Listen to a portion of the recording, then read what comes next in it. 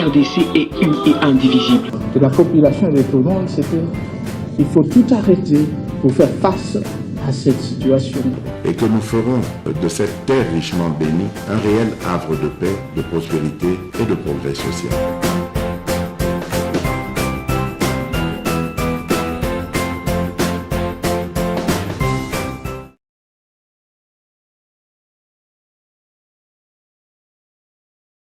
Kolongo na yepai na yo, j'espère que oyoka ki tanga kotanga ba information du jour ndeko Noël Tchani wa ipe moko ya ba politique ya mboka na biso alobi ali déçu na discours ya chef de l'État. Pour lui, un discours qui est incapable de déclarer la guerre au Rwanda. Tout tangi pe sur le net patomingi balobi babi, moi je croyais que le président allait faire un discours, s'il faut dire un discours plutôt. Il a déclaré guerre ouvertement, mais ça l'est en côté. Bon, Mamelo, Magamono Tchana Koko Tangote, vieux depuis Azoé le côté, à Komanaye, Azala Kala, Nyoli Tchani Sangisela Yena, Frank Djongo, hein? Robana kanda na bango bazina bango loko to ndiko tomboka pamba azonga ka etazi na kendo ko sala makambo asala toali na moment ya mwana zo makambo ko to makambo mboka ko to na makambo no chani tena ba jongo bana kanda na bango bazo ni ngala tangi na makombo adiongo awa na ba sa ba vie moko ba biloko mo sangisa bango esika moko ba ba na kanda ni ba desi bana kanda na bango alors makambo na ba frustré to chani no pembeli to bana makambo d'abord ya mboka na c'est très important toali na ngonga ya guerre ou pas mwana mboka. Mamelo na répondre yo. Obi gouverner hein eza masanoté. Et bato le poto baloba ki dire c'est faire. Et sengelité kokota na ba jey. O mona biso na biso nini ba dongolo miso ko mona bango. Na moment tozali. Est-ce que big armée na biso d'abord ce qui ozongi sur le plan historique?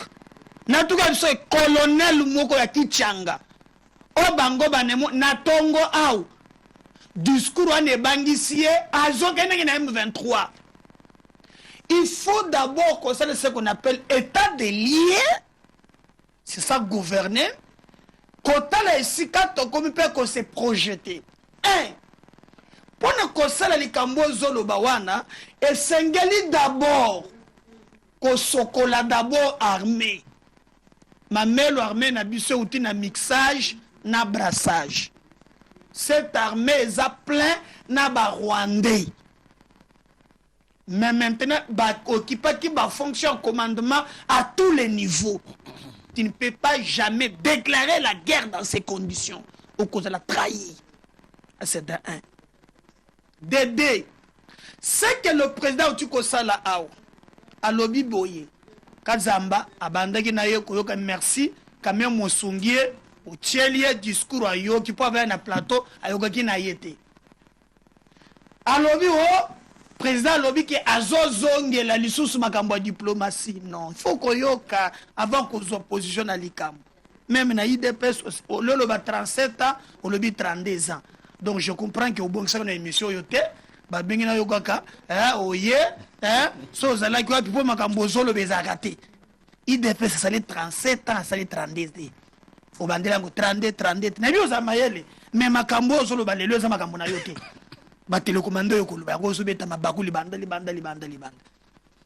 président lobité qui à cause de lobi boy azala ki na option mibale discours zeleka alakisi que tant que on a pouvoir aux aspects one même en Ukraine na Russie o bazo bunda lelo Russie a cause de la invention o koyeba ke baza toujours na diplomatie. Est-ce qu'on dit que bagendo ko la na Turquie parce que lui ne comprend même comment ça fonctionne. Même quand vous vous tirez dessus vous devez toujours confondre la couloir moko ya négociation. Mais attention, pour être bon négocier makasi et sengeli boza na armée ya makasi pour pas mbattre ceux qui boza na armée te boko banda ka toujours ko concéder. Raison pour laquelle vous trompez les gens. Quand on dit que le M23 est qui défait sur le plan militaire, tout a commencé sur le plan d'abord il y a négociation. Est-ce que vous savez que Bokoti Saba militaire rwandais n'armée Nabiso et vous avez fait des concessions jusqu'aujourd'hui? Et d'ailleurs, il y aura langage, il appelle M23 Bazaba rebelle. Les M23 Bazaba rebelle, il faut qu'on connaisse les mots. Na façon n'angolo, ils ont comprendre français, apparemment ils ont comprendre français. Rébellion, et ça va congolais en terme, on va réclamer les Kambomoko, bah ça dit rébellion. Mais là, tous un problème, il y a agression. Et ça va moi, il faut que tu aies place na yango. Même les experts, il y a Oni, Balobi, qui va enquêter, que c'est le Rwanda. Sur mon plateau, Nazana défenseur, il y a Rwanda. Le Rwanda nous agresse, il appelle ça rébellion. Pas votre fait ceci. Au moment d'aller Mounoko, Makambu ya John Numbi. Les prêtres sont partout, ils banalisent ça. Mamelo, est-ce que John Numbi a conservé comme ça que Kabila Yeb? John Numbi. Et d'ailleurs, nous avons profité de micro. Il faut battre Kabila en résidence surveillée.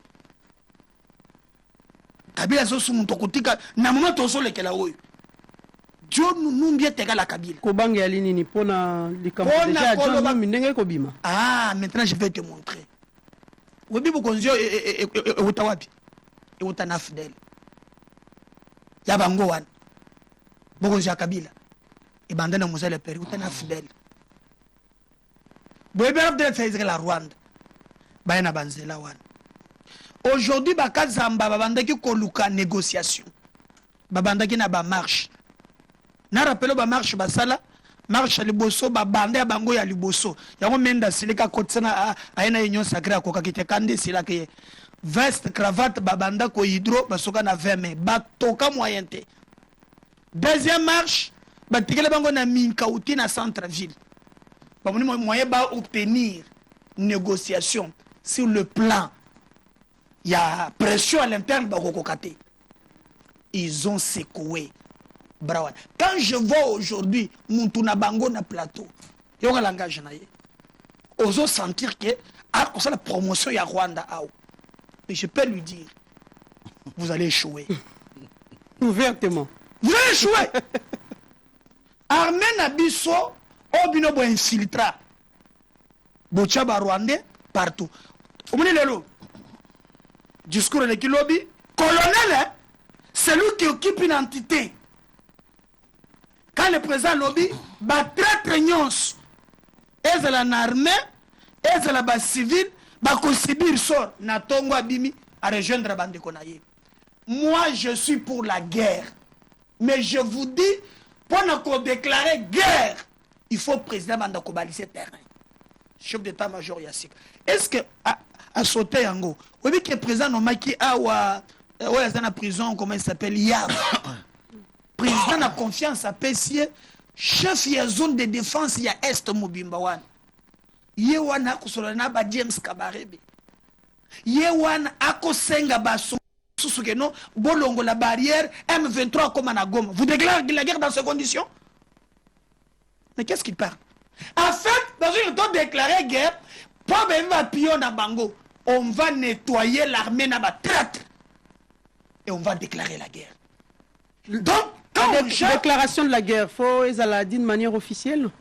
Madame Centre Léline, lui n'a pas compris. Il parle le langage diplomatique. Le président n'a utilisé. Faut une déclaration officielle ou non bien déjà le message du chef de l'État. Mais c'est clair. Le relation officielle est quoi? Une mobilisation, tout ça Le président de Biboy, il a des axes. Axe diplomatique, un axe militaire. Il a même dit, lorsque nous avons accepté de négocier, et ça signe à faiblesse.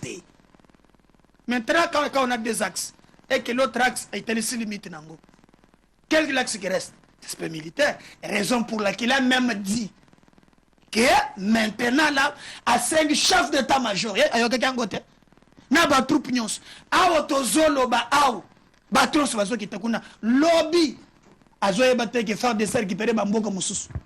Chargé des opérations, Chico, Azakuna lobby. Aza sur terrain à front. Bon, tu n'as pas l'image, Moussous. Donc, Bandoko a fait ceci. Mais le lobby, président Ali, incapable de déclarer guerre. Madame Natougo Ebisayo, ce sont les ennemis de la République, les traîtres. au président Lobiwan. Les gens attendaient que ça coule directement. Ah, vous, que ça soit ouverte. Voilà. Par exemple, vous décrétez la guerre.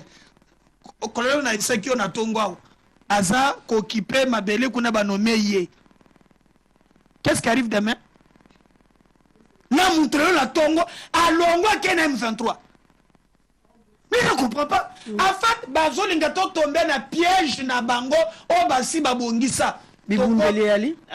Mamelo fanda kimma makambo komona bayebi. Bibundele Ali. Yam ko sakana te. Kazamba lobi abi o bango batika kawana e Ali. Balongaka M23 Lulenge Kani na 2013. D'ailleurs, il faut avoir Ali. Na lobby hein. Il faut d'abord le FCC abi bango batika mandoki. Mamelo. Na 4 ans pe au chef de l'état avandi yepe fo abakisa mandoki. Na zo bisayo bande kwa FCC na tuko bisayo awa bakomi ko bimisa mitu. Pan Dieu nous. Nako banga peka zambo na mone pata kwa muntu lobby hein. Pour sauter déjà Dieu nous n'oublie pas abimeli kuna. Lobby ko muso abimeli ba c'est plan da bango. Baza na 2 francs. Les plans médiatiques ya zo sala awa na franc bati déjà ba n'oubliez les autres baza na franc. Mais ils vont échouer. Je vais vous dire pourquoi. Maintenant là qui est nettoyage Jésus Salem et que tous les traîtres bazo yeban sur terrain nos forces armées bako frapper na lundi changer des opérations lui qui peuple enfant de traître ba député bako bimate ti siko wa e ko bimo ben armée mais yango tena zo senga citoyen mboso na sepela na rugabu na mnenda selege mu rugabu abi allez-y chez vous na pas comme ko banga oh non na lobaki ndenga o lobaki bongo eza bien. Ah, vous soutenez? Oui, moi je soutiens. On l'a dit bien, citoyen côté na côté la kiyo. Bazo ne pas na bango. Na le bien. Na mboka ni okoya toyambi. Hein, tout ça bien. Nous ne disons pas qu'on attaque nini minoritaire, non. Mais balote bango ba makabiso, non. Non, je n'accepterai jamais. Vous le tuez. Les Congolais disent beaucoup. Minoritaire, c'est quelle bêtise ça? Moi je pense à mon humble avis que citoyen Mbosongo paye en goy. Si c'est senti capable de dire à Moïse Nyarugabo, donc il peut être capable aussi de dire ça à l'Assemblée nationale. Madame. Oumelate, abandi lelo te. D'ailleurs, baya vukutu babimi na ba John Numbi mais ya wane oumelite. Mais yango comme Mboso. Qu'est-ce qui bloque? La peur. Tout n'a nié citoyen Mboso. Tout n'a nié. Loba. Parce que ngai na moya lelo. Biso toza déjà debout. Au comment le 27 oyo. Moi je n'ai pas de matinée politique. Il y a novembre au cas. Oh yo samedi zoya. Dans une matinée politique, je vais mobiliser la population. Toko tele même Mboso. Mamelo. Omoni ba to fait ce so ba pumoda mboka. Même quand parle makambu ya armée. Armée pour kende na guerre Mamelo. Il faut que nous nettoyer yango. Est-ce qu'il peut te dire à cause du courage à télé caméra hein ayebisiyo makambo oyo ba bengi mixage et brassage. Mais quand pas de il faut avoir honte. Est-ce que avec aujourd'hui si on a des difficultés aujourd'hui, c'est parce que plaça tout partout.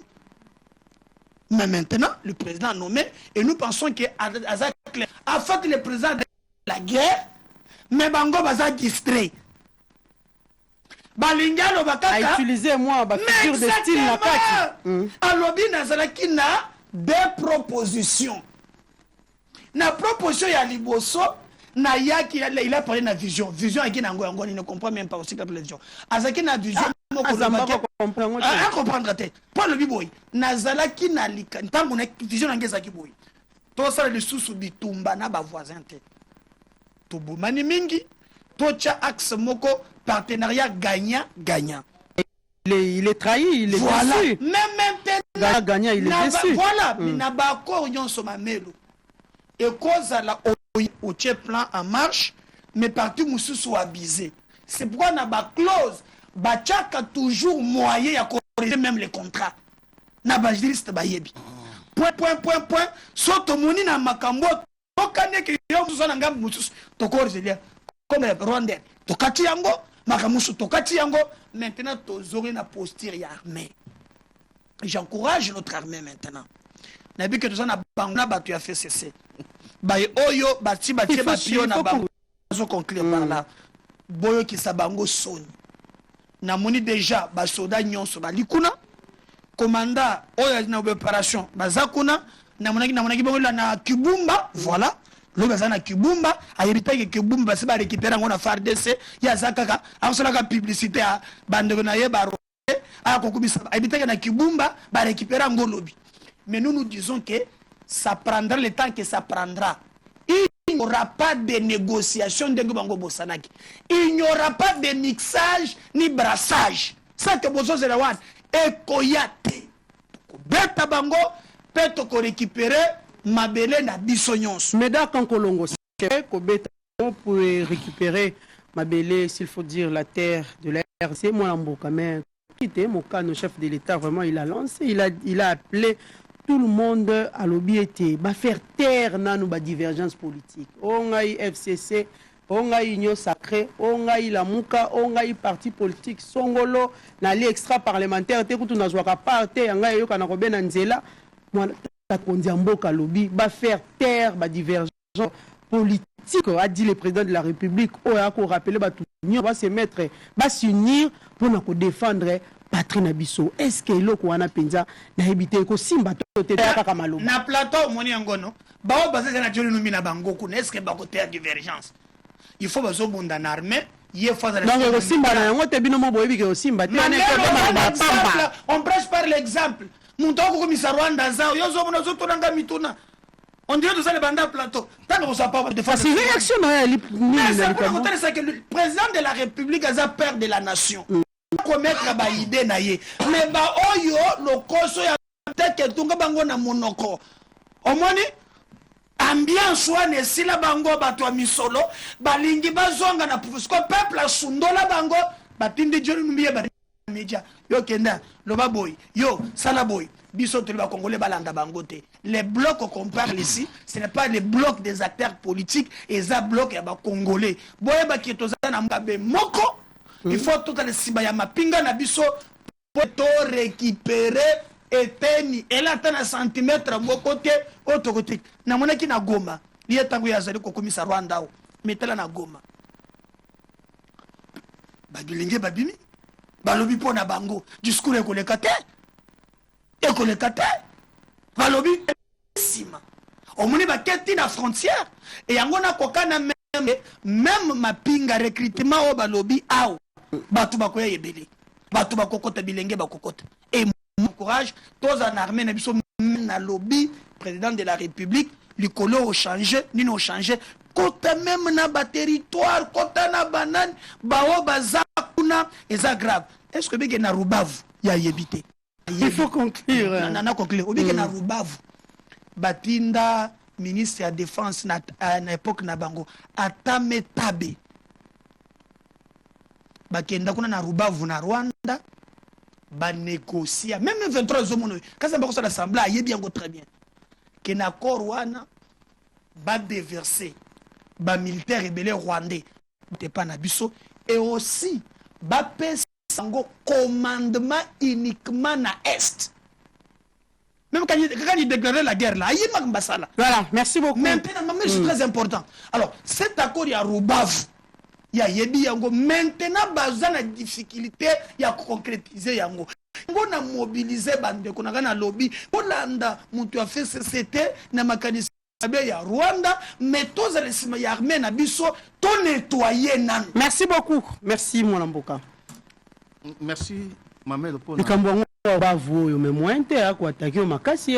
bon, omoni bipé John Numbia salibino sonia omoni problème ezake toza na mboka moko toza ba konjo ba yaki na pouvoir pour na musala ko kize batu IDPS depuis ba zwaki bo konjo depuis 2019 ezaka accusation sur accusation au lieu que ko sala musala ko bossa na teke na 2019 baganga ka mingi soki ngati cha sala musala te e bossa ezapo na coalition de cash bangonde bazo ko sala ngabo bango ko sala ngabo lelo yo bazo ko la lisusu soki mboko eza boy soki tozo kufaka boy eza pona Kagame Kagame ndo seke tozo boy Kagame linga zo azwa biloko na biso oba betizo ndeko na ngai un chef n'est pas là pour pleurer bango de likambaza ngoya kolela un chef pose des actes ndeko Kabila mabe namo abando kolela te era yaki akutaki mboko di 4 naka bando kolela te ko kuna bemba zui aza mwana mboka tala ndeka azuki kisanga kuna il a fait fort ti a réunifié ki mboka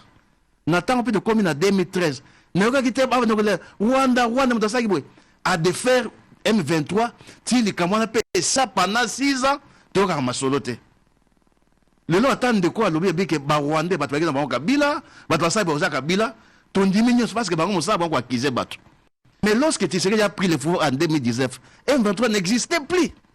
Lelo bango nde balapsi M23 par désaccord on va signer M23 en 2019 par tâtonnement ndeko Kankolongo communauté internationale a lobité que tozali agressé. Communauté internationale azo senga eza l'état bazo senga na Rwanda atika ko soutenir M23. Ce sont des choses différentes. Bazo reconnaître il y a une rébellion qui existe mais nde Rwanda atika ko soutenir M23 ou ba bengi rébellion congolaise wana. Ça c'est mais moi je vous dis s'il vous plaît. Moi je te dis ce que la communauté internationale est en train de dire. Parce que yo peut-être tu n'es pas informé, yo lobby que na communauté internationale que tu as agressé mais comme rébellion. C'est ça que tu as dit. C'est parce qu'il faut te recadrer. Tolérance, moi, Lamboka. Kazamba, Tikela, Kiongonga, Nyonso, moi, Lamboka. Tolérance. Quitte ça, Kanda. Quitte ça, s'il vous plaît. Tolérance. Mais je t'informe, je t'apprends ce que la communauté internationale dit. La communauté internationale ne dit pas qu'on est agressé. La communauté internationale dit que l'M23 est soutenu par le Rwanda. Rwanda, c'est soutenu M23. Comme ça, M23, le gouvernement, ça c'est la position de la communauté internationale. Moi, je te fais... Tolérance, s'il vous plaît. Tolérance, mon Lamboka. Moi, j'entends Kolongo. Comment me d'accord? Papa, si on y a un plateau, vous voyez. Ako, maman Lamboka. Vous êtes des hypocrites. Bino sabi parce que bino pona bino tu sais qu'on tika bokonza mboko mais est-ce que tolérance s'il vous plaît tolérance la kanti au moins pour que tu parles ça moi discipliné non OK comment s'il vous plaît comment comment parce que vous consommez ngona vous pris votre temps de parler on peut s'engager en parole hein allons-y au moins il y a discipline na bango azo banga j'espère que mamelo ndenge tozali boa tozala bato moko baza ba incompétent bazali appelé à diriger mboka oyo. Robi ba hypocrite. Ba incompétent, d'abord ba hypocrite parce que pour na bango malam ko négocier azana bokonzi mais est-ce négo kende. Pas pour na bango, ça l'air dit absolument rien. Quelqu'un qui vous appelle à l'unité moi Lamboka. Il vous appelle à l'unité non? Merci. Tant où y a zone wake maintenant ba comprendre que vous allez infiltrer pas le wana ba Rwanda wana nyoso ne basa la armée asika. Yango tozo bengo na science politique naïveté politique. Ça dit mutu ngako sutoka makambo na retard. Yo zui bo conjoint que ça fait 4 ans. Otika na ne. Quel est ce Congolais de sérieux? Ah ko personne sous confiance. Pendant que le baké dans un projet faut ça la boy. Tu as fait 4 ans. En 4 ans, tu n'as pas compris, il y avait des Rwandais. Oh il fallait nettoyer. On a compris qu'il y a des Rwandais. Oh zo benga mixage de komamelo ezalaki nini tango Kabila yena bokonzi akutaki mboko divisé par 4 na mabena malamu tokaki azolete il s'est bâti pour payer à réunifier. Pour réunifier le pays il y avait un prix à payer, il fallait faire le mixage na brassard ya lingo lobanini, c'est à dire que ben bazali na militaire na ye ayena bango RC azali na militaire na bango ayena bango force ouais avait l'air militaire bayena bango basangisi poto kenena ba bengi ba élection. C'était comme ça. Mais dans le brassage, il y a des militaires, il y a un brassage qui va servir Mboka. Il y a un Ndima, il y a un gouverneur dans Nord Kivu. Il y a un RCD. Il y a un brassage au Kabila Salaki. Il y a un Ituri. Il y a un RCD. Il y a un brassage au Kabila Salaki. Mais il y a ce qu'on appelle les principes de continuité de l'État. Négocier ça que pendant les 4 ans de pouvoir, abandonner boire cagnon dans moto assez aléré na prédécesseur d'ailleurs. Parce que vient de vous dire tout de suite que M. Tshisekedi Azwaki Mboka oyo tout était au bon fixe. Et Azwaki Mboka kuta kiteke bunaka za Mboka ba Rwandais. Akuta ki Rwanda obi na ki Rwanda, il y a même un garçon. Ah c'est Pandre. kobosana te mamelo na kiwanja wana eza mboka RCD ekunaki bamama vivante bato batika na nini mabe wabengi rébellion soki baye na kati ya mboka wana ya un monsieur qui s'est pandi que M23 ekoti na kati ya kiwanja. Tshisekedi a trouvé la RDC avec Kiwanja, il a trouvé la RDC avec Bunagana, il a trouvé la RDC avec Rutshuru. Donc ezali likamumoko eriazo lo wana ke monsieur Tshisekedi alobi ke il faut battre bunda alobi ndengwate il faut qu'on en a malamu abi ke il y a eu des options qui est sur la table. Il y a la diplomatie mais nous allons privilégier la diplomatie.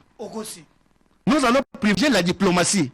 Ce n'est pas une faiblesse. Alors, la guerre, on la déclare. Oh là là là. Nous sommes dans un régime présidentiel où le chef d'État a déclaré guerre. Il ne l'a pas fait.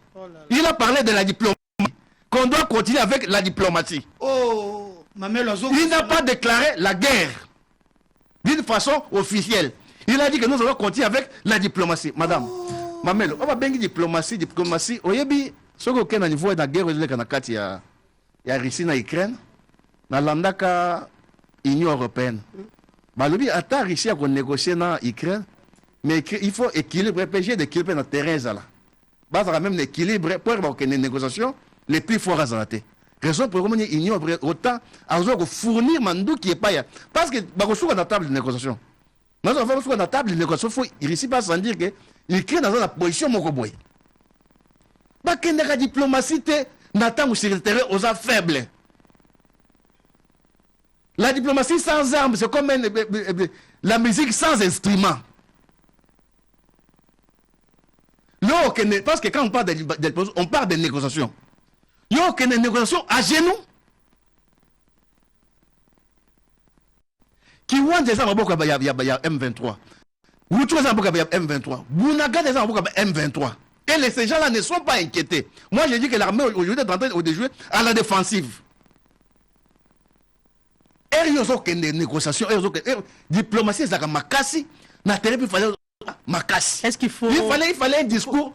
Il fallait aujourd'hui, vous savez, madame Mboka... Est-ce qu'il faut négocier d'abord avec les terroristes? Comment? Est-ce qu'il faut négocier avec eux? Non, moi je dis, est-ce que même s'il faut négocier, il faut négocier dans de telles conditions? Nathan Bayeba Koti Nandako Nayo, Neyo Kaima Bokabita Solo. Vous pouvez d'abord faut les bouter hors du territoire, même s'il faut à causer, même s'il faut à négocier, même s'il faut à se parler, parce que nous sommes des abattus. Dans ma condition, vous êtes à genoux. Côté Libino, Namboka Nabino. Vous négocier, vous pouvez d'abord faut repousser l'adversaire pour que vous en la position de force. J'espère que ma melo na kambo ndeko kampa azokoloba comprendre azokolobate. Et azoloba que John Numbi soki azakuna neni kabila ko yebate. Mais Kabund peut a dénoncé qu'il y a un niveau que chaque jour ba mal et de mal parce que Kabund azagi est bras droit il y a Tshisekedi. Mais tant on voit qu'il y a un régime en place, ba mal et de mal d'argent ils ont paradis fiscaux. Tshisekedi a yebito a yebité. C'est ça le problème. Le problème, c'est ça, de ne pas, il y a beaucoup de le problème, c'est qu'il y a un pouvoir, il y a une puissance publique. Le commandant suprême de l'armée. Nous avons eu Kabila qui était le commandant suprême de l'armée, Nathan Ounaye. Tout le monde qui peut dans quelques secondes, il y a mon chef d'État contre Kabila avait défait le M23 en 2013. Kabila n'est pas un extraterrestre. Par contre, ceux qui prennent la zone de traître, mais qui ne dit pas son nom. Parce que M23, si les Camerounais ici, ils étaient des faits. Mais aujourd'hui, ça donne l'impression que il vient de réveiller les chiens qui dormaient. Il y a eu un contrat signé entre LM23 et les SAF en 2019. Lorsque M23 est au Potana, na IDPS, na pouvoir en place. Bazoko pour na Kabila te, parce qu'il y a eu un contrat signé entre et l'M23 qui n'existait plus. Et puis le régime et puis ko boss na te mamelo, ko boss na te. Ayaki ndena régime wa Kabila. Na lobby hein. Ko yebisanga makamba yaki na régime Kabila, ce n'est pas ça parce que mboka ezali ba bengi pressé ba compter l'état.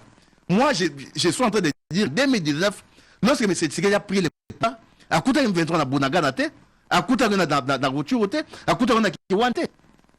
Oyebi comme a bengi déjà na Kabila. Mais lui-même le chef d'État le reconnaît dans son discours d'hier. Que le 23 n'existait plus, qu'il était défait. Il le reconnaît ça. Comment s'attend de commander le que va bengi ambassadeur Karega? Akei. Tout solo là. Yama zo benga bango ba naïf politique. Ça dit est-ce que yebi que dans mboka ba bakanga bango passe ba que ambassadeur wana ba expulsé bakanga bango.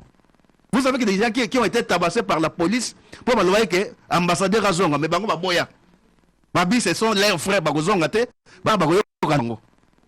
Est-ce que vous avez dit un général dans Kacha Mboka a combien de côtés de lettres à Bibo accrédité ambassadeur Wante? Parce que cet ambassadeur, c'est un espion, c'est un flic. Il y a un officier qui a écrit une lettre à M. Tshisekedi, proche de Kabila, qui est accrédité ambassadeur Wante. Mais bango ba ça est lango. Donc nous sommes en face des gens Mamelo, bazota Mousamboka Oyo, il y a plus de 100 millions d'habitants dans tâtonnement. Moi Kazamba, c'est vrai, l'ambassadeur Karega du Rwanda est parti. Nini Penza a changé après départ Naï.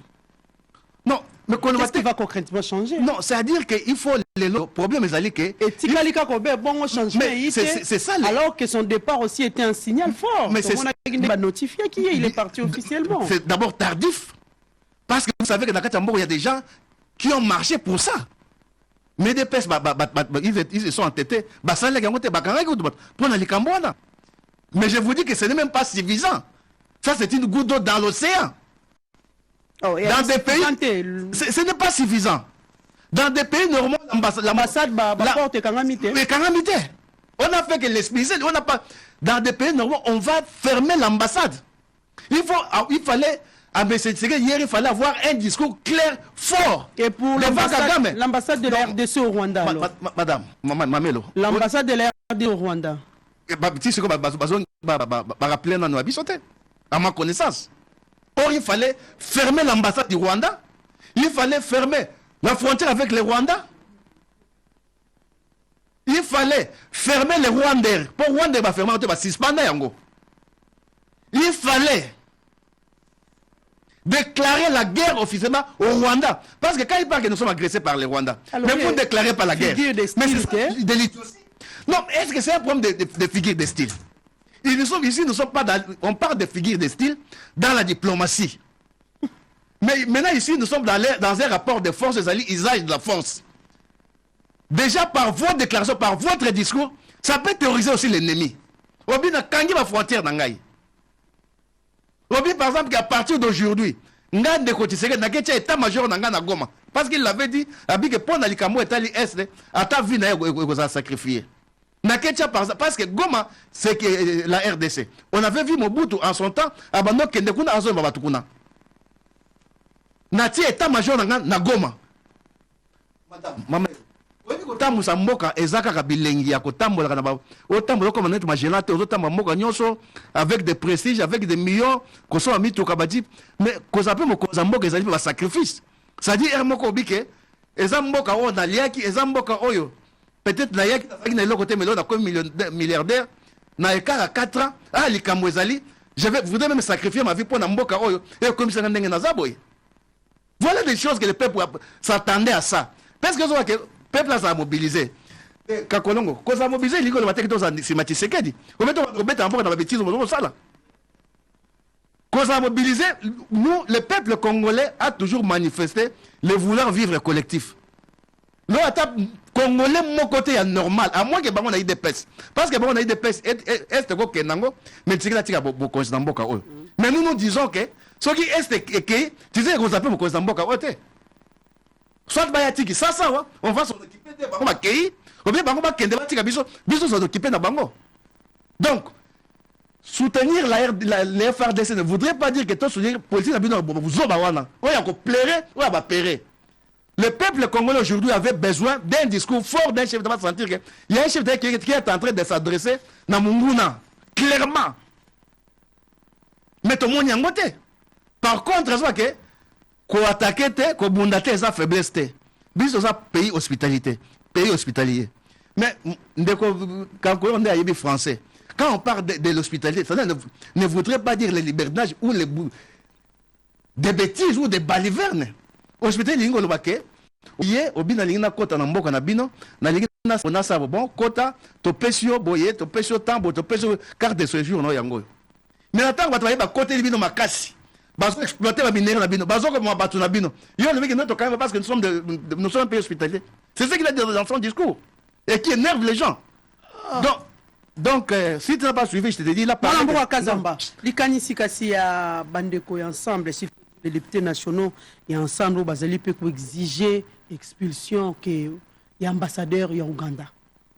Non, Mamelo, oyebi que on fait partie le Rwanda, on laisse l'Ouganda. Au moni que ezali pasi mingi, pasi ezali que tozana batumo ko baye ko diriger mboka. Baye bagite baye ko sali na kati mboka. Baye bagite baye ko sali na mboka eza munene RDC et dans qui te belé ezo senga mutumoko o azali o tozo benga révolutionnaire. Oh, mutumoko abike ko ya na ndenge toza boye. Omoni Ukraine est un petit pays hein. Mais là Zelensky que moi je ne soutiens pas. Mais aux hommes il s'est décidé à faire face devant un Poutine.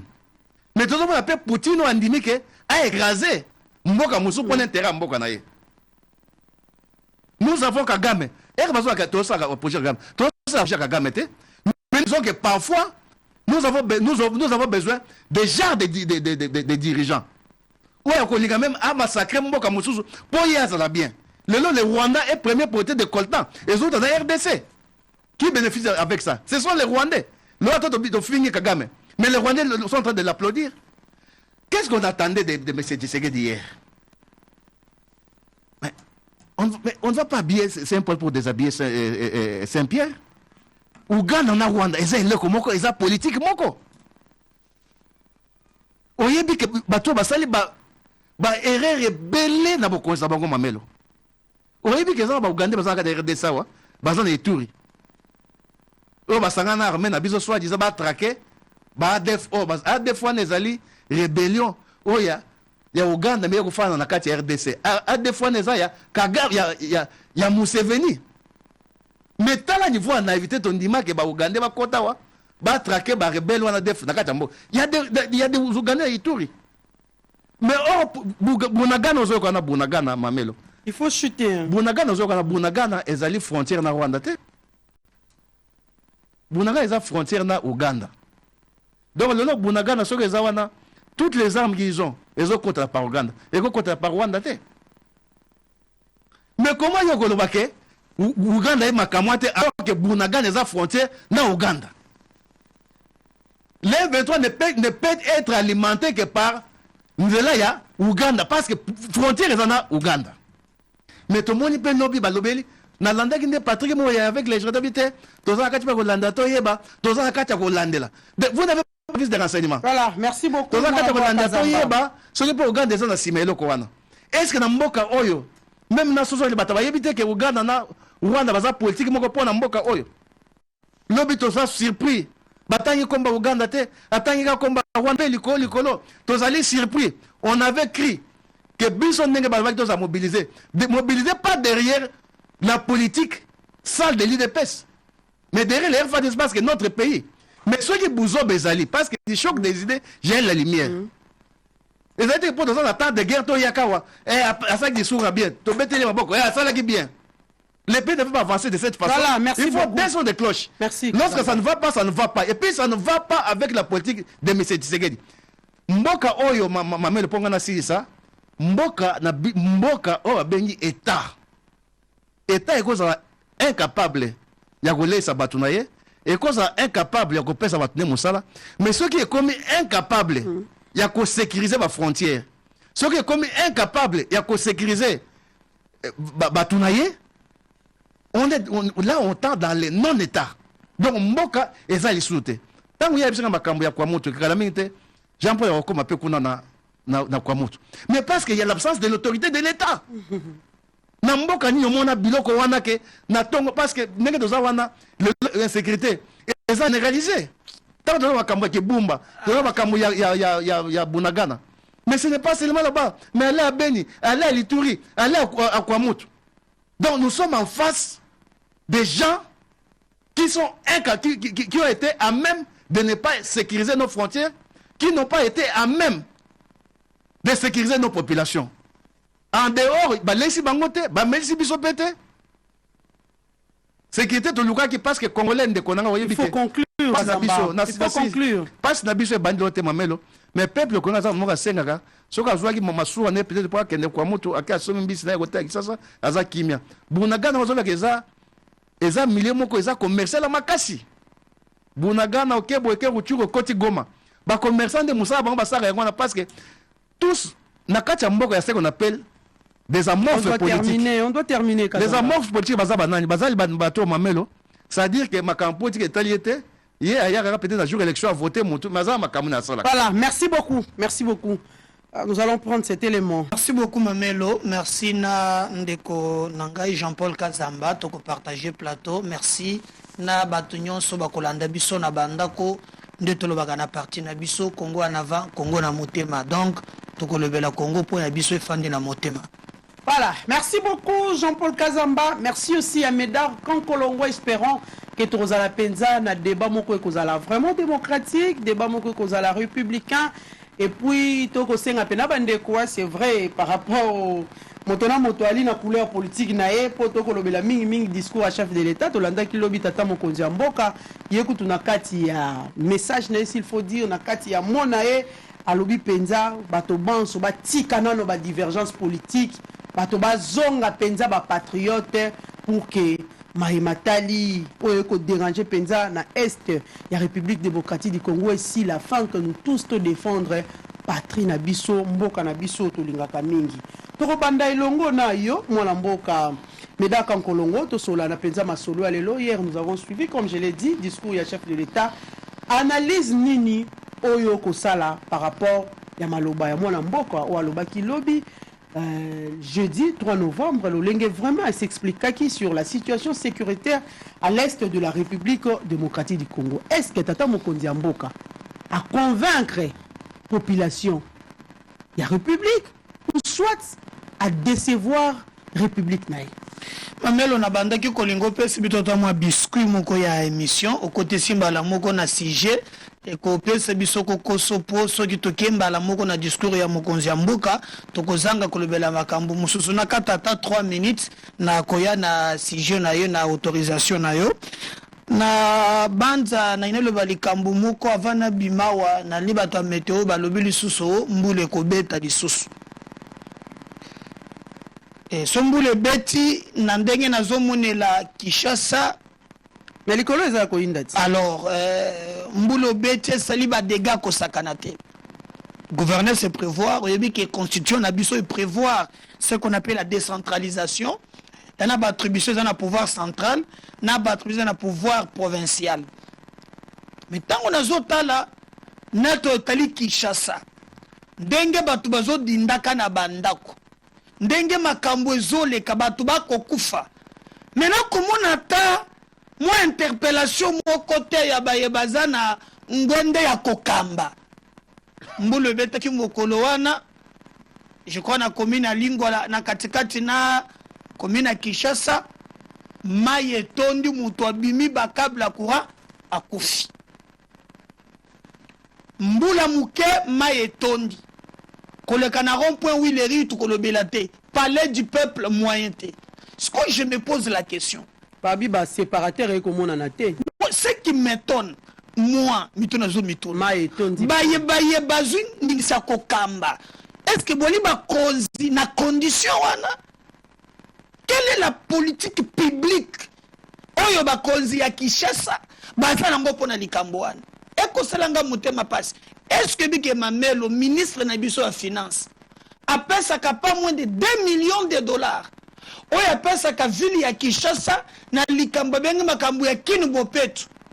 Close na bango alobaki ke avant pesa ya million wana mususu esengeli ba évaluer soki o million ya liboso bopesa ki ese sali musala. Donc je regrette. Na niveau ya assemblée provinciale ata ko bengisa bayeba kokamba bureau d'assemblée provinciale et comme le syndicat il y a gouvernement provincial au komona au lieu que ba contrôler et là quoi salema ezate au contraire c'est le détournement au contraire c'est la gabegie financière au contraire c'est le clientélisme.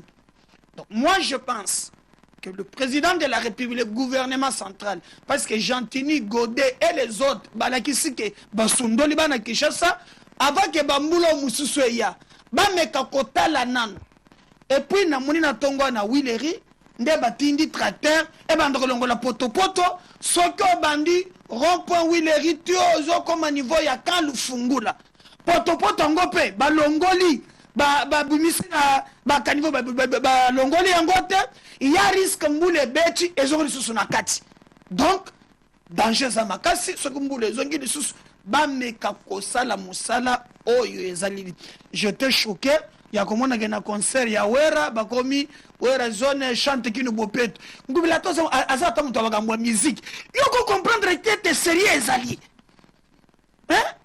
Donc na monique eza passe bande comme Mosus et comme on 5 batailles de sauvetage pour ceux qui m'ont le bêtis sous vous êtes très grave. Donc on est quand même interpellé pour gouvernement provincial le gouverneur bazana bango kunate bana bakop na bango toujours c'est maintenant gouvernement central atala likambo oyo pour moyen et réalité naya siko na mutuna otuni mamelo toyoki président de la République comme un bon père.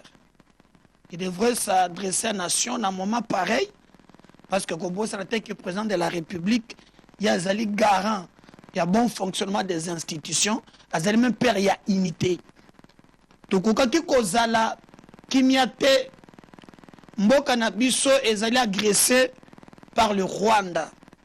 J'étais choqué, je parlais à Jean-Paul avant l'émission ici, dans mon image Moko, il y a maman Moko, azoki mamakambo ya ruchuru wana centre soki akwei azokaki tango siko azoki na lokolo makile bandi kotanga siko mama aza na bana 4 elle s'est dit nakotika bana na ngai te nakufa na bana na ngai je pleurais nakotelema joana des fois te siko aza na bana 4 koto makila ezobima na lokolo asimbi bango na maboko mutuka ko évacuer bango ezate. Je pleurais. Je posais la question là-bas. Basali nini pour nous mériter atrocité à boy. Parce qu'il y a la volonté d'un petit sanguinaire comme Kagame. Et moi ce qui me choque, c'est lorsque oh non, les minorités. Donc les minorités que bango bazolo belawan. Basa plus important que mes compatriotes. Oh bazo massacrer mi colonioso.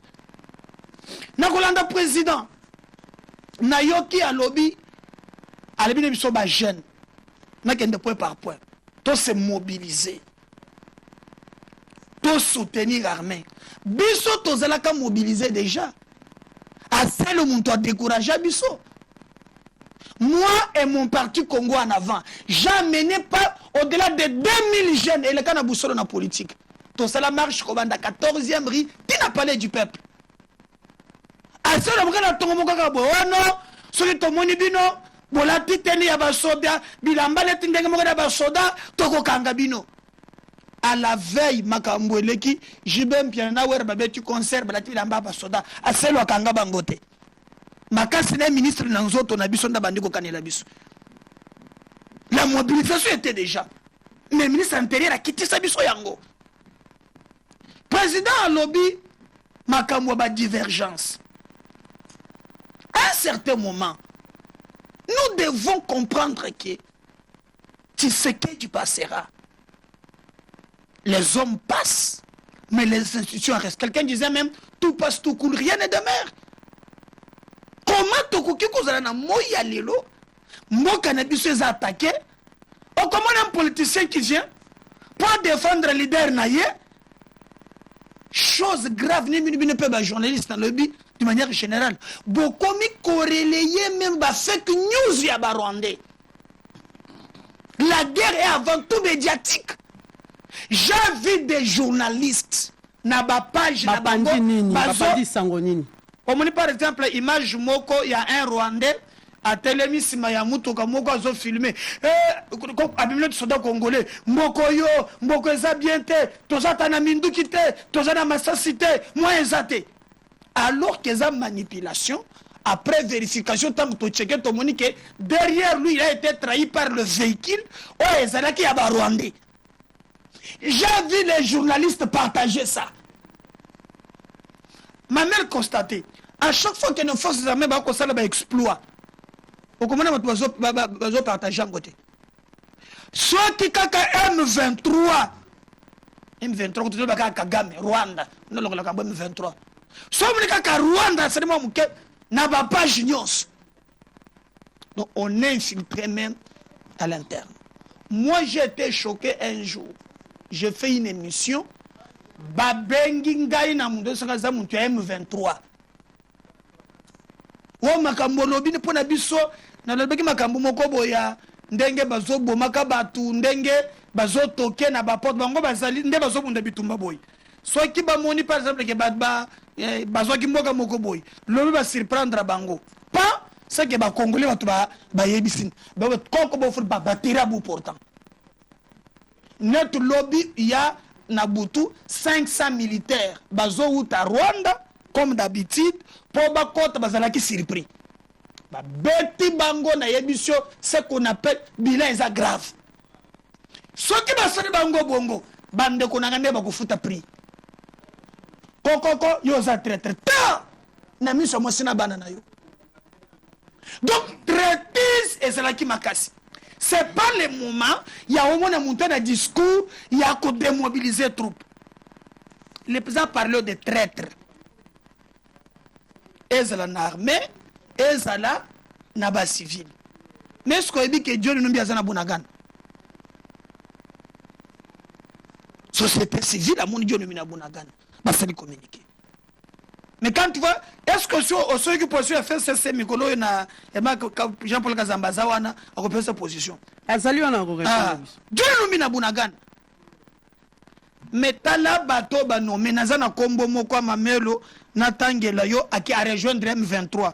Le colonel Ngakou fait désirer commandant de la police de Kichanga vient de rejoindre le M23. Traitise comme n'a dit que Ngakou fait désirer hein azali vraiment commandant police à Kichanga yewana akena ba M23 en fait tozo bunda na système moko basi ba infiltrer biso ce qui fait même que à l'interne ba soda na biso baza na insécurité au CP la mamelo zo par exemple Muntoaza lokola chargé des opérations de défense one yav azo se ngane ba soda keno balongo la barrière M23 ko batina gom donc on est infiltré c'est pourquoi on a qui même temps yakala babanda qui kosa la mixage brassage à chaque mixage brassage ce sont des Rwandais bazoko tan armée na biso net ba colonel oyo akopesa ba boya te ngana zana ba policier boya attention bobata manan boya c'est comme ça que va trahir la République. Navaya seko yekoti armée, je pense que permettre biso que non bazwa batuti na ba niveau nyons. Et pour la mobilisation, je demande na ba jeune ba se mobiliser. Bien que nazo senga président, au moins la population congolaise est estimée à 75% jeune. Mais je rappelle au président que 90% ba jeunes bazara na chômage. Lorsqu'il s'agit aussi na ba emploi, hein, mususu tout le monde a capé même mesure one. Tout kaka bilengete, bien que j'encourage les jeunes à être en armée, mais ça capé bango misère dans le domaine mususu. Voilà. Parce que je pense qu'à mon humble avis, la jeunesse est quel escadron il y a ba politique. Lorsqu'ils sont des sales besognes, ils nous clochardisent, ils reviendront auprès de nous. Je demande à la jeunesse de répondre à un appel au président de la République, mais lui en tant que garant des bons fonctionnements des institutions, bâtir politique en place qui peut les jeunes. Net ministre de la jeunesse aux anaïe mikolo. Et nous on s'en gagne bagate. tozongela yo mwana mboka, tozongela yo mwana mboka. Jean-Paul Kazambo, vous avez suivi votre co-débatteur tout à l'heure par rapport à sortie, s'il faut dire, médiatique hier. Il y a chef de l'État pour l'insécurité qui règne à l'est de la République démocratique du Congo, soit cette déstabilisation de la République où le chef de l'État réitère son engagement constitutionnel. Il y a qu'à défendre Mboka Nabiso ti na sacrifice suprême. Boni bino boyambaki likanisiwana na ngambo ya FCC. Merci Mamelo pour la parole Pessingai. Mais je voulais d'abord répondre à Ndeko Médard.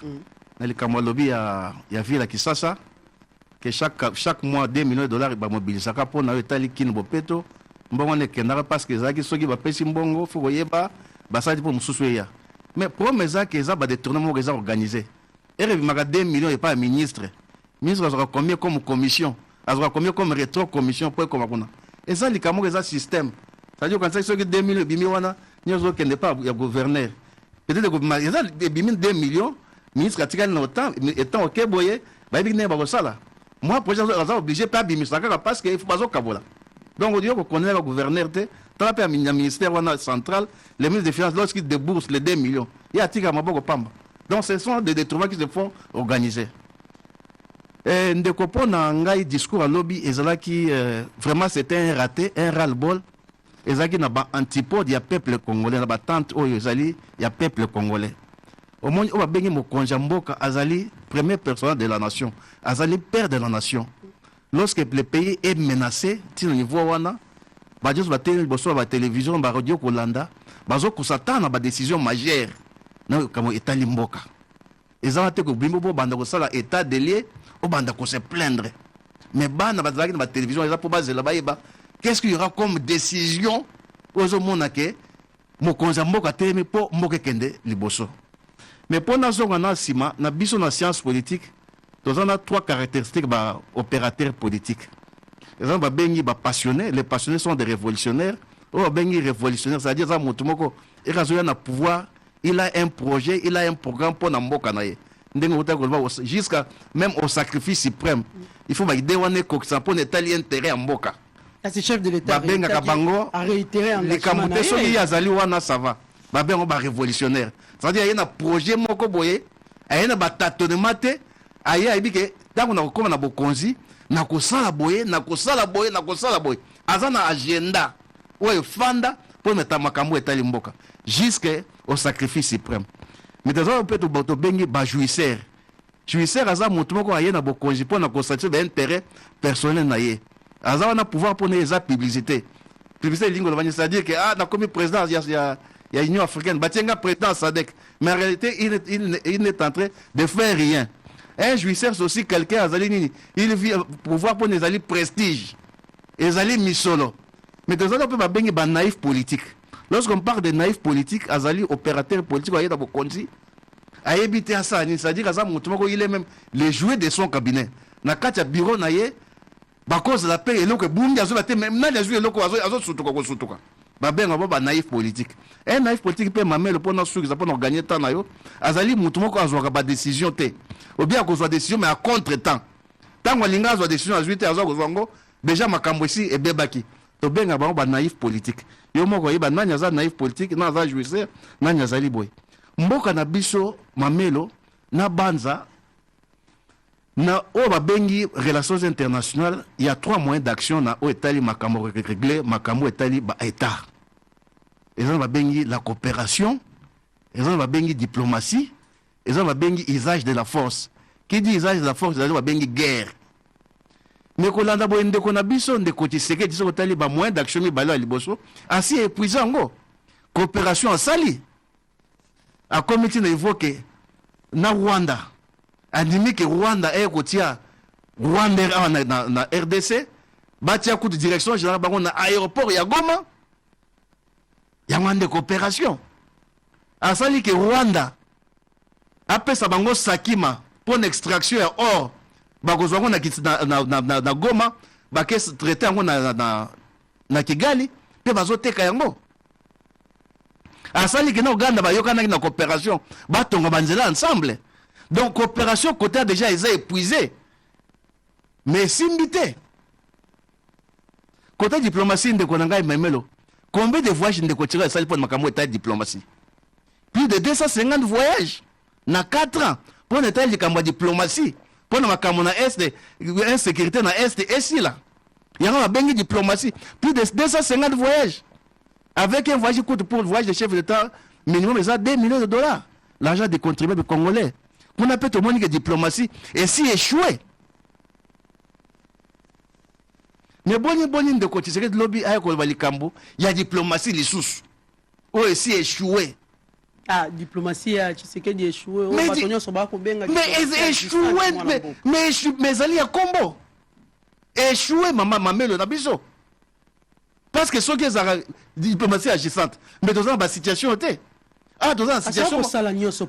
Mais pour défendre Patrick. Mamelo, ezali so. Kino kwa zwa ki bokondi, kino tina mokolo ya lelo ako. Si na lelo yo ndeko tsika reconnaître ba erreur na ye. Un contre nga na kanisa ki netike. Soki bateau na sali boy, soki na sali boy et kozala boy. Mais est-ce que yo zali yo utina opposition ya parti moko sali plus de 30 ans en opposition. Vous devez avoir un programme. Un projet pour le pays. Kendenge zai bolikambo est oyo. Loko le rumeli boingane de Kotisekedi na IDPS na 32 37 na biso opposition. Soko na to na bokozi. Toko sala boy. Yo kotambusa mboka plus de 100 millions d'habitants na tâtonnement. Que na batwa na kalite na sala bango boy. Pour ba sala boy mais na sala bango boy na monie simité. Un stagiaire au sommet de l'État. Il est peut-être trahi. Mais non, madame, Mamelo est trahi par le Rwanda. Est-ce que ça c'est notre problème? Le peuple congolais avait besoin que Tshisekedi arrive au pouvoir. L'UDPS, c'est un parti qui a fait plus de 32 ans à l'opposition. Il doit avoir un programme. Il doit avoir un moyen d'action pour endiguer la crise, l'insécurité qui est qui me l'Est. A dit que ceux qui n'ont pas de ça, et ça va cambo tâtonnement. Mais tâtonnement, il y a un de comme Kangolo, Maman wana na mwana na ye boy na boy. Maintenant, bateau va coucher belé. Na berere na yo. Oh, natango ya Kabila bat bakufa raté. Mamelo, omoni eloko zo pesa pasi mingi yango na soki tozo kende kaka na biloko boy e kozala pasi. Mboka na biso, moi j'ai toujours dit que mboka na biso to lobi te ke Kabila mboka comme et comme ki paradis. Bato pe bakufa. Na loba bato bakufa ki. Ah oui. Mais na koloba te ke lokwa bato bakufa ki bato ba continue ko kufa. Il dépend soyebi que ça parti et loba mingi pendant plus de 32 ans. Loba zo bazo ko mener politique moko ya tâtonnement. Ndekitsoki na kati ya discours na reconnaître que M23 ezalaki défait na 2013 sous le commandement de Joseph Kabila na 2013. Mais lorsque azo sengana armée wana o ça qui est de faire M23 na 2013. Lelo armée na biso comme une force défensive.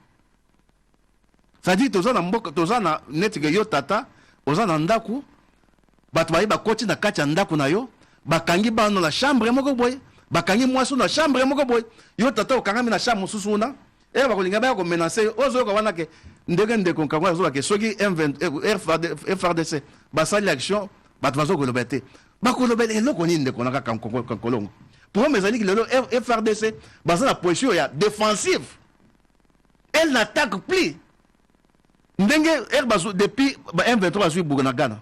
Depuis Basui Kiwanja, Basoko progresser. Basui Rouchou. Ils sont en train de progresser. Mais dès que par exemple, ça dit ceux qui baillent, Bango va repousser Bango. Bazo repousser Bango. Na Rwanda te. Bazo repousser Bango, Bazo na territoire au conquis. Et ça dit que FRDC Kendaki, na Bunaga, na repousser Bango. Bon, Bazo repousser Bango. Ça dit que c'est les M23 qui attaquent les FRDC pour position à Bango. Bango maintenant, quand ils réagissent, bazongi sabon bazongi Kiwanja bazongi Ruchuru bazongi Budagana ko ezali territoire congolais mwana mboka ngana landa le chef de l'état mokonzi mboka par rapport au message naé à décevoir congolais to à convaincre ba congolais à décevoir congolais na façon moko o ezalaka te même c'est une insulte na peuple congolais. Mais mobilisation ça veut dire quoi? Parce que les loyaux mboka auto zelagi lobby la nanga Mamelo la nanga omoni makambo to eza makambo ko eza etali sécurité ya mboka eza makambo ko saka nango te peuple congolais les gens a besoin lobby a besoin tout le monde a battu et dans un naïf politique ça dit muto azo ko décision té aujourd'hui mais c'est devant un choix cornélien il faut y décision qu'on soit courageusement peuple congolais a besoin de lobby toi quand peut-être de quoi je déclare la guerre au Rwanda parce que le Rwanda est déjà en train de nous faire la guerre. On attendait entendre de la bouche de M. Tshisekedi dire par exemple que je ferme la frontière avec le Rwanda. Est-ce que l'RDC on attendait on a pas moyen nécessaire pour nous soutenir? Mais c'est ça qu'on insultait Mboka na biso. C'est la même armée qui a défait le M23 en 2013. Car il y a un autre lelo. Armée wana oyo défait que même armée. Avec le Kabila comme commandant suprême, il n'est pas extraterrestre. On attendait de M. Tshisekedi l'entendre par dire que je ferme l'ambassade du Rwanda. Parce que expulser l'ambassade. Mais ils n'ont pas fermé l'ambassade. L'ambassade est en train de fonctionner. Il y a des chargés diplomatiques qui sont là. C'est l'ambassade qui est expulsée. On entendait par exemple de la bouche de M. Tshisekedi, par exemple, que je crée mon état-major général à Goma. Mais tant que vous avez la télévision, on va dire qu'on va faire. N'est-ce pas que côté les biso, qu'on a un peu de faiblesse, biso vous allez payer mon hospitalier légendaire. Mais moi je crois que peut-être ça, peut-être c'est très mal comprendre les Français. On veut que ça rende un peuple. Ça dit hospitalier, il va que mutoyer nanda kuna yo, à kangin kuna yo, à bani ko violer ba na yo, na kacha nda kuna yo ben hospitalité. Ndeko kankolonga lobi abi John Numbi bamoni John Numbi na est na Bunagana. John Numbi c'est un Congolais très bakozalaka partout. Et ça ceux qui allaient à solo les traîtres on en aura toujours. Yango no ko pexayon de côté en tant que puissance publique. Première personne était Osana Moussa Nayo. Est-ce qu'en Ukraine il n'y a pas de traîtres? On va bien pour ce ne sont pas des Ukrainiens. Il y a Zelensky a quand même un bien à soute parce que dans mon ban en boka, va comme na côté riche. Ou bien n'est pas riche, va côté na carte il y a Ukraine. Vous dites à quand même un boka habité to quand pas parce que doit payer hospitalier. Les traîtres quand Colongo, on en aura dans la vie. Mais pour moi, quand toi tu es chef de l'État, tu n'es pas là pour plaire ou pour plaire comme Makambouya, John Numbi. John Numbi, c'est un individu. Toi, tu es une puissance publique. Donc, pour Bundi Samunguna, ils ont peut-être mais quand toi tu dis ça, Mbosso est une union sacrée. Alors, il y a des pitos des pitos dans la carte sala. Vous savez que la carte sala, il y a des pitos dans la carte poche en déco. Tu sais que mais mon commençons Mbosso, il y a des pitos dans des mèches dans les rebelles. Il faut chuter. Mais est-ce que tout le monde a balandé les Cambouana? Ce n'est pas là le problème. Nous avons une armée, madame. Nous avons une armée. On a ça qui est de faire M23 en 2013. C'est la même armée qui existe aujourd'hui. Mais lorsque vous demandez aux gens avec le même de mobiliser, mais qu'on ne pas si il faut d'abord commencer par là. Mais qu'on ne pas si parce que ça fait 4 ans. Parce que dans temps ce qui moi groupe rebelle M23 groupe rebelle tous allez incapable il y a quoi de faire bango bon jour Rwanda penda comme ça manzaka ne boy na Uganda bisa manzaka nous toki mamboka oyo. Voilà, merci beaucoup Jean-Paul Kazamba. Pour moi discours na wana Mamelo Ezaki c'est fait un raté un ras-le-bol qui était aux antipodes de l'attente de la population. Oui, c'est le même que au lieu que le peuple a mobilisé, au lieu que l'armée a mobilisé, mais comment démobiliser? Parce que pour nous, il y a le but que la diplomatie. C'est-à-dire c'est pour dire quelque part que l'armée n'a pas besoin, on n'a pas besoin de la position défensive, là, sans diplomatie. Alors qu'il en a fait pendant 4 ans, ça n'a pas réussi. Lui-même, il reconnaît que Abunda n'a pas batouana. Mais il continue avec la même chose. La guerre que nous avons aujourd'hui, c'est une guerre babengango Henri Bergson les philosophes to kotangi livre bengi essai sur la philosophie azo bengango guerre des propriétés. Ça dit la guerre moko elingo lobake nous avons un pays voisin o biloko biso zango ya zangi yango akosenga bino yango soki bopesi yango te akozongo na makasi. Mais c'est ça aussi pour merci Jean-Paul Kazamba. Merci chute de Asio Bongisa qui Rwanda. Nini pona nini ezoko silati. Bon, d'abord, il y a Liboso. Je comprendre que Kazamba, Lelo, Anna Badonné, à mon côté. Il raconte sa vie sur ces plateaux. Azoué, les sociétés ambassadeur Nabiso, Basi Babengi, ministre Affaires étrangères. Nabiso Christophe Lutundol, alors bien clairement, il y a même un communiqué à Yébili Société. Même moi, on a les sociétés Kazamba, on a les sociétés. Donc, il est en train de dire des choses. Oh, peut-être alors azolo bao makambu mususu fermer Rwanda, fermer les frontières, rappeler notre équipe qui est au Rwanda. Abi Rwanda et l'avion est juste suspendu. Ah, mais faut pas même ambassadeur, j'ai évité que ba rappeler il y a bien goté. Je comprends, je le pardonne. Ma frontière, abi bakanga ba frontière. Nazo ya mamelo moko na moko tiko kozala batu baye bakeno makambo azolo baye bien goté. Alors alobi qu'il a besoin de Kagame ici. Vous voulez m'amener sur l'introduction? Bolingwa Kagame kotaye. Donc lui veut politique one. Tangisaka makila ya bato alobi azolinga mokonzi ya bongo. Kagame yazala tana Congo pour ACP. Yo kana mzona na plateau ouais.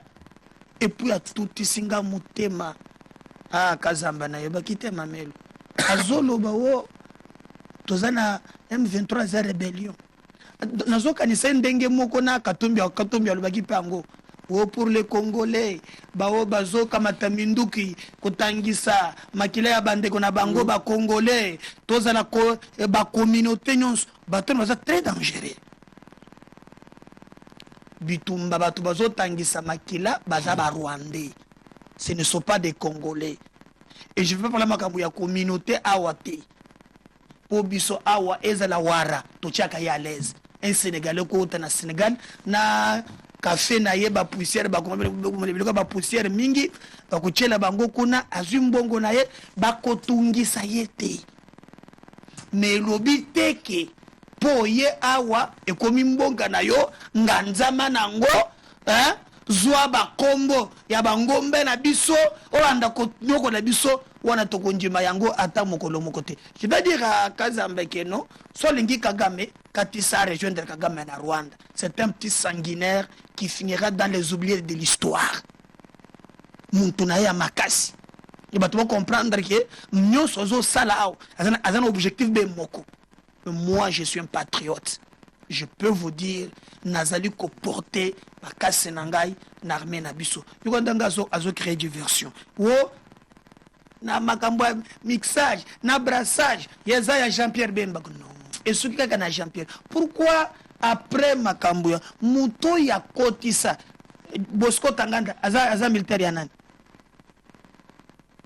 Normalement ce qui mboka eza sérieux. Bango bakolo eza militaire ya nani? Bosco Tanganda. Mamelo. C'est ce qu'on appelle crime contre l'humanité. Montou poursuivi par la Cour pénale internationale pour crime contre l'humanité. Kazamba de Fandaye. Azoko Sao, non. Jean-Pierre Bemba, non. Bon, M23 d'abord, pour l'histoire, pour il parle de l'histoire. Historiquement, par M23 ou tu vois.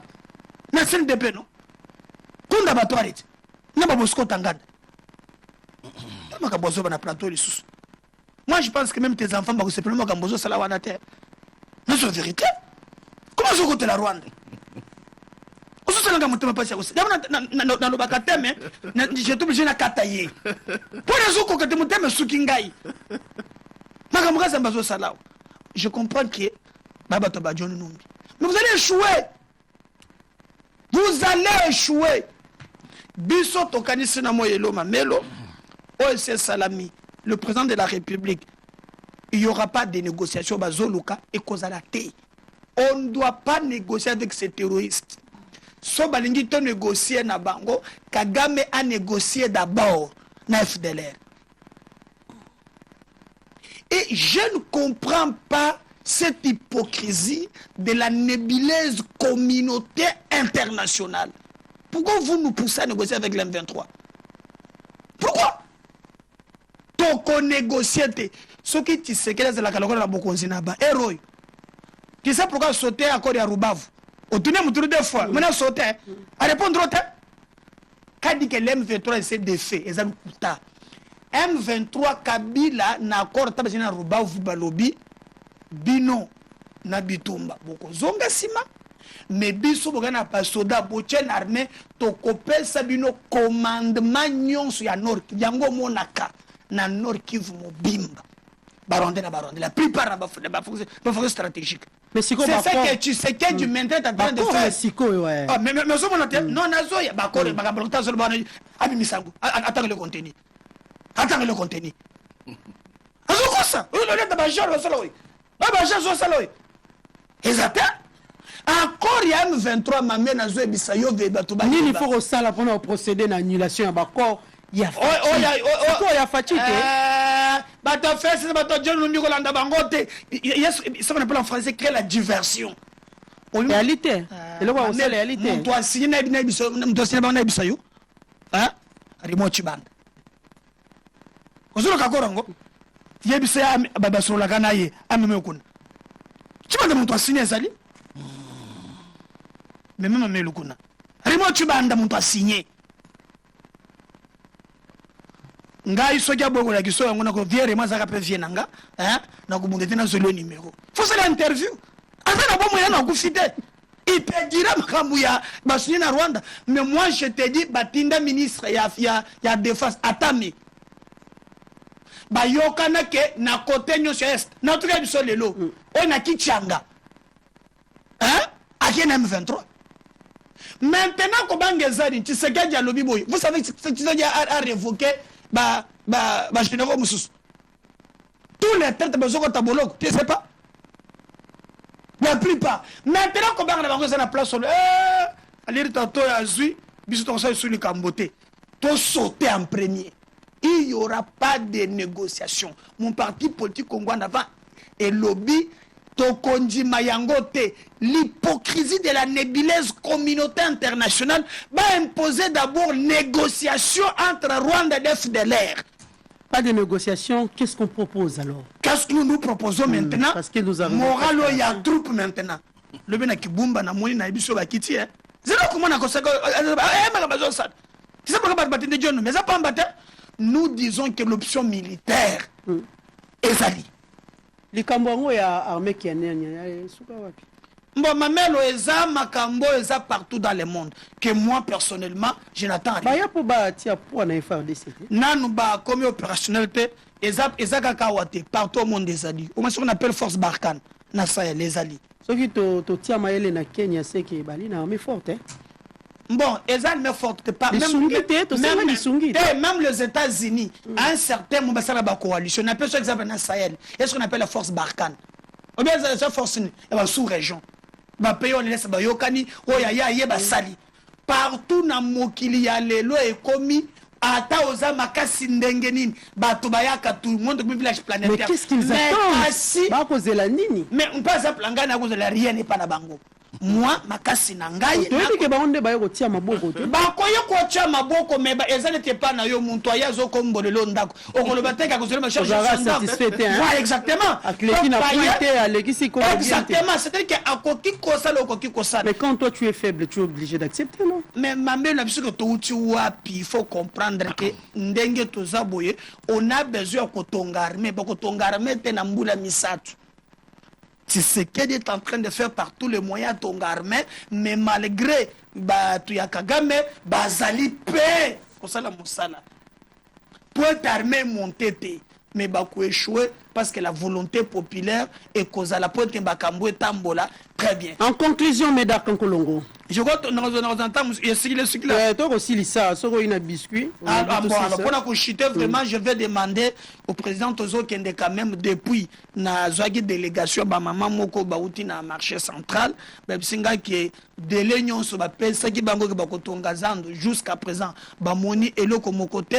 Gentini azoko sembise touche bafongola bamandanza wana baloka moye musupe tracteur ezaka moko so timbolelo ba vise ko ilobi bakangisi ba travail ko sala mateti siko ko sala mate bato ba ko regretter makasi mais ba tia wonje mususu ba matisa bango na commune na Kinshasa te kuna na likolo wana en face ya Kalufungula te na commune na Kinshasa na wenzo alofungula wana yo kana biso mama na ngai na commune na Kinshasa nde na Kabinda croisement plateau o achaki bato kuna mais ce que ezana kati wenzo mobimba kuna na ko biso mamelo kuna pe bato balobi te eloko eza école ata biso ata Gentino yini bana commune na Kinshasa okosipoli école bato bito kokota te abongola ko sikonta ko bundumba soki mi 18h kuzu nde ekomi ko bibisa même quartier et environnement de commission ya akomi ndako bundumba bato na ye baza wana mamelo bana biso ba 18 ans ba 15 ans baza kuna soki yo pe osalaka bankete nde buke boy koma kuna wana 18h Kabinda plateau commune ya Kinshasa bundumba eza wana kosakana te ekomi na kati ya école oyo atiaki wenze.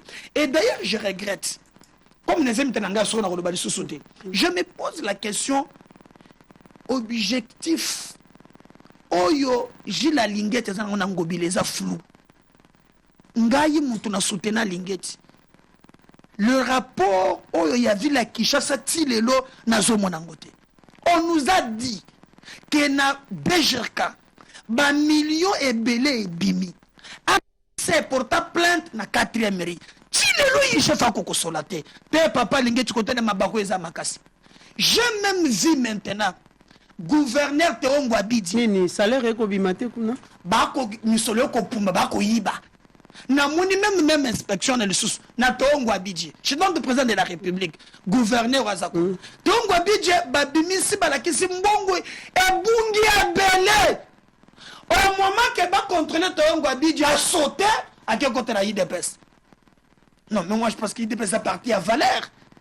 Boko kende te kwa musolo ya l'État et comme kuna et comme kosan elle malamu te kaka ba gouverneur mais tu peux être à l'UDPS tu fais la prison non mais c'est une première. Non nous disons que non c'est le fait de voler l'argent ou bien c'est le fait d'adhérer à l'UDPS. Mais moi je me pose la question pourquoi na moment oyo sengeli après sa gestion ya misolo bungi akeko bata makuna c'est pas normal nde lobi pete ke ba robomba voilà parce que mingi pe IDPS ba ina bolo merci beaucoup la sirengai et na gouverneur ya suka onga na likolo ba betanga mabakumi ngezali pe na moni pe toki ba journaliste nani ezali gouverneur na biso yo il faut terminer c'est na suka Fifi Masuka yo okomi kosa la publicité na yo trop na moni atoka ki ba journaliste wa kei na bango kuna bakomi ko yembele wana bulu nini bakei enquête bakei ko sa mosala te enquête makambo na yo ki musique ya ba journaliste ba yembi kuna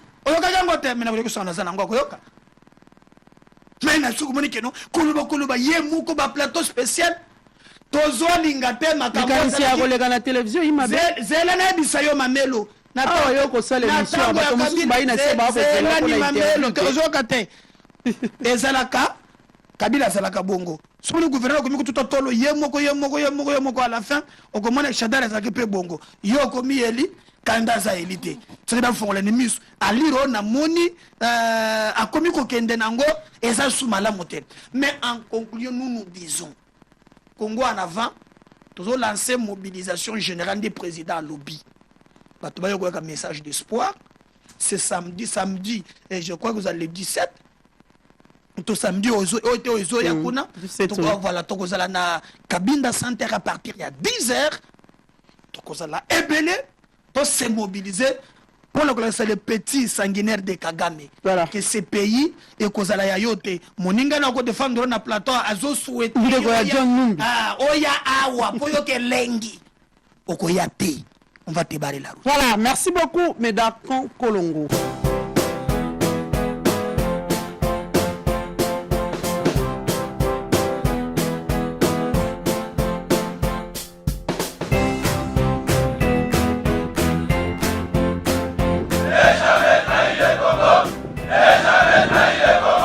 La RDC est une et indivisible. De la population de tout le monde, c'est qu'il faut tout arrêter pour faire face à cette situation.